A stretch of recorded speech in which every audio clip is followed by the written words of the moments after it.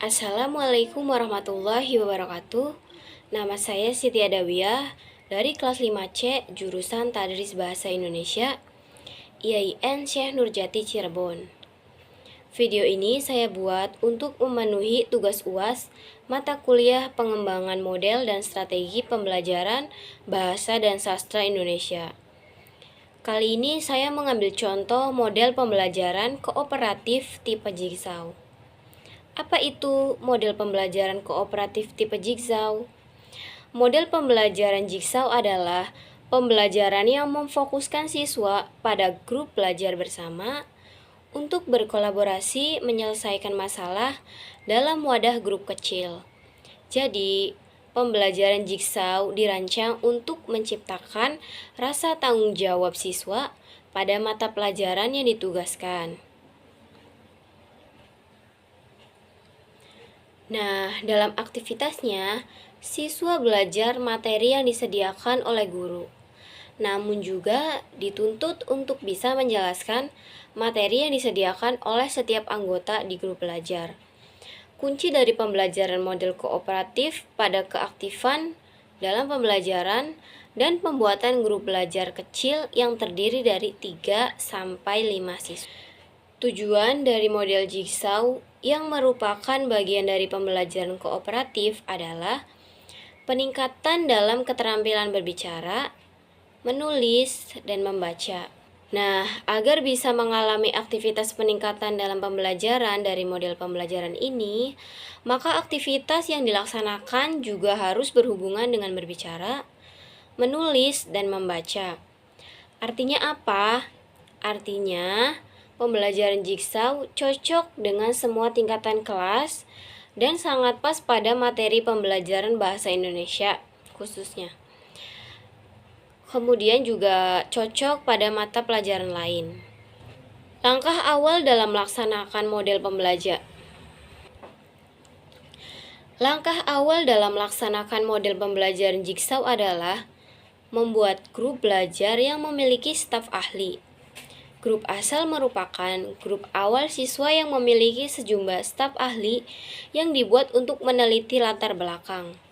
Sedangkan staf ahli adalah grup siswa yang beranggotakan grup lain atau grup asal yang ditugaskan untuk memahami materi tertentu untuk selanjutnya dijelaskan kepada seluruh anggota grup asal. Nah, seperti ini gambarannya. Di dalam kelompok awal terdiri dari 3 anggota. Ketiganya disebut dengan staf ahli, yang nantinya akan meneliti latar belakang. Nah, setiap staf ahli ini bertugas untuk memahami materi tertentu. Jadi, setiap anak atau setiap orang ini, ia meneliti materi yang berbeda. Di setiap kelompok ahli, satu anak ke kelompok ahli 1, satu anaknya lagi ke kelompok ahli 2, dan satunya lagi ke kelompok ahli 3. Nah, mereka akan membahas materi berbeda untuk selanjutnya dijelaskan kepada seluruh anggota grup asal atau kembali ke kelompok asalnya untuk dijelaskan materi-materi yang telah mereka bertiga pelajari. Nah, di sini guru dituntut untuk bisa membimbing dengan baik agar seluruh anggota staf ahli bisa mengutarakan teori yang diberikan. Setiap model pembelajaran memiliki sintaks atau langkah pembelajaran yang menjadi ciri khas yang membedakannya dengan model pembelajaran lain. Berikut adalah 8 langkah dalam aktivitas model pembelajaran kooperatif tipe Jigsaw. Yang pertama, membuat grup yang terdiri dari bermacam latar belakang dari 4 hingga 6 siswa. Yang kedua, dalam grup siswa akan diberi subkonsep yang berbeda. Yang ketiga, setiap grup berdiskusi dan menjelaskan subkonsep yang telah diberikan dan memutuskan staf ahli yang bergabung ke grup staf ahli. Yang keempat, anggota staf ahli akan mendiskusikan setiap subkonsep yang ada dan mengkoneksikan satu dengan yang lainnya. Yang kelima, grup ahli dibimbing untuk diskusi tentang konsep yang ada dan saling bahu-membahu memahami konsep yang diberikan. Yang keenam, setiap grup akan menjelaskan di depan kelas hasil daripada diskusi yang ada.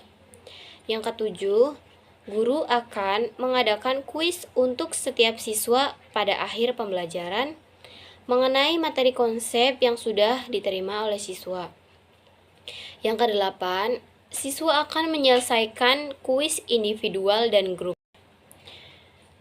Kemudian ada kelebihan dari model pembelajaran kooperatif tipe Jigsaw ini, yaitu dengan adanya grup staf ahli, maka segala aktivitas guru akan semakin mudah sehingga guru bisa memikirkan target lain untuk kebaikan siswa.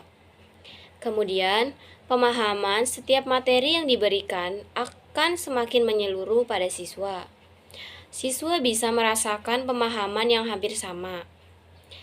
Kemudian, model pembelajaran Jigsaw bisa meningkatkan kepercayaan diri siswa karena di sini mereka dilatih untuk menjelaskan dan berpendapat. Kemudian, bisa meningkatkan keyakinan siswa akan keahlian berpikir kritis. Tiap siswa akan mempunyai tanggung jawab akan tugasnya, meningkatkan keahlian siswa, mengatakan ilham ataupun gagasan dalam meningkatkan permasalahan tanpa khawatir membuat salah. Bisa tingkatkan keahlian sosial, meningkatkan rasa harga diri, serta ikatan interpersonal yang positif.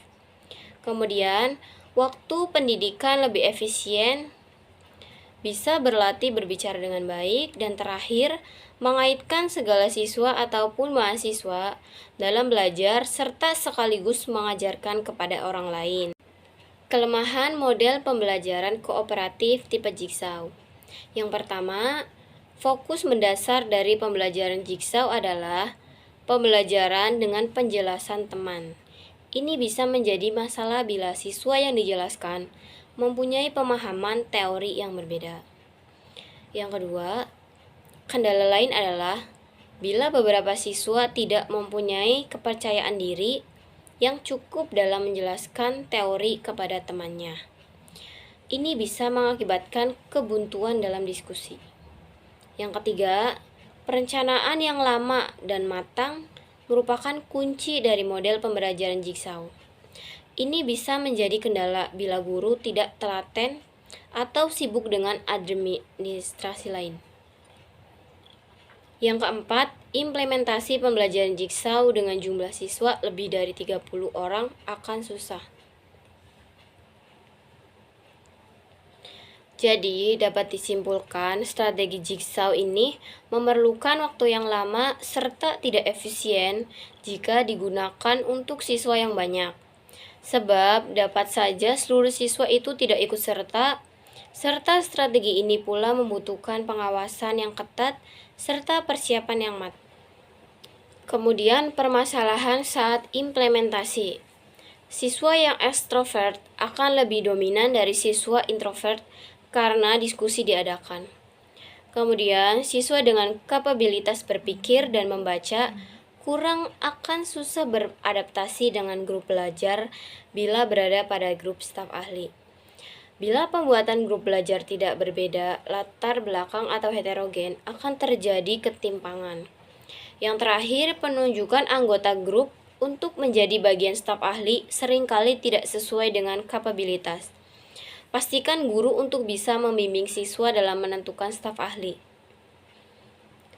Itu saja yang bisa saya sampaikan terkait model pembelajaran kooperatif tipe Jigsaw. Kurang lebihnya mohon maaf, semoga bermanfaat untuk teman-teman. Sekian dari saya, terima kasih. Wassalamualaikum warahmatullahi wabarakatuh.